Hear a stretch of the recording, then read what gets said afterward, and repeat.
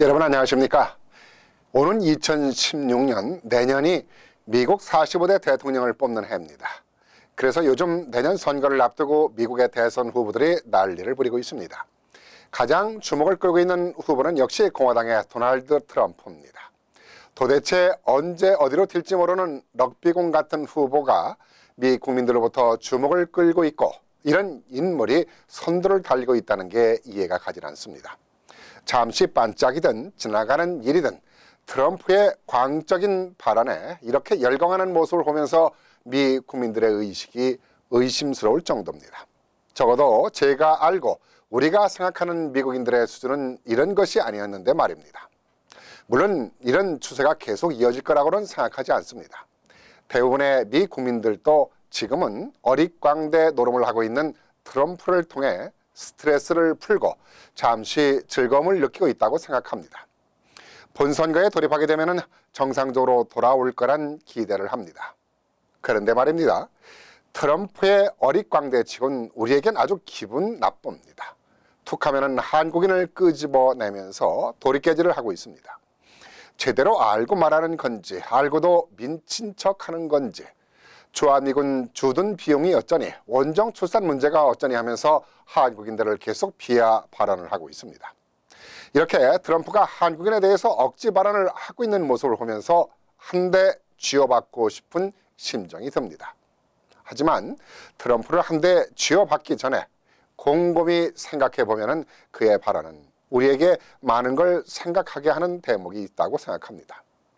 트럼프가 한국인들에 대해서 막말을 서슴없이 끄집어내고 있는 것은 한마디로 코리안 아메리칸을 만만하게 봤기 때문이 아닌가 싶은데요.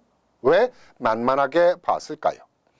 뭔가를 가지고 있긴 한데 그렇다고 특별히 내세울 것이 있는 것도 아닌 코리안 아메리칸, 이렇게 생각한 것이 아닐까요? 그렇습니다.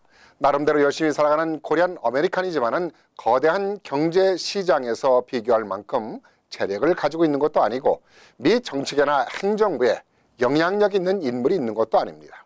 그렇다고 코리안 아메리칸의 유권자들이 많은 것도 아니고 그나마 있는 유권자조차도 투표에 별로 참여하지 않고 있으니 이런 것들이 우리를 만만하게 보고 있는 것이라고 생각합니다. 그렇다면 우리가 정신 차려야 할 대목이 무엇일까요?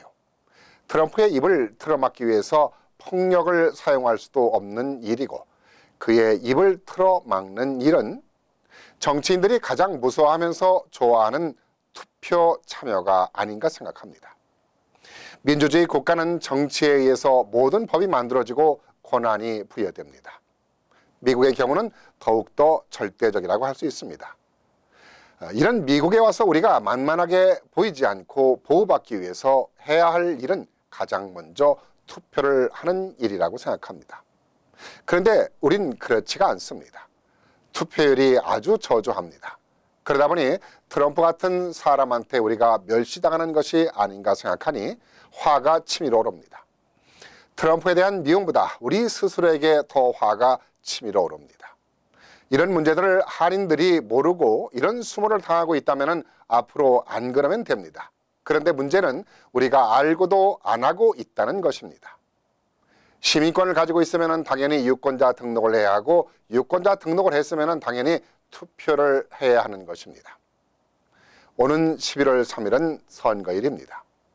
이번엔 투표를 통해 한인들의 저력을 보여줬으면 합니다. 이번 선거에서 한인들의 높은 투표율로 트럼프의 생각이 바꿔지게 했으면 합니다.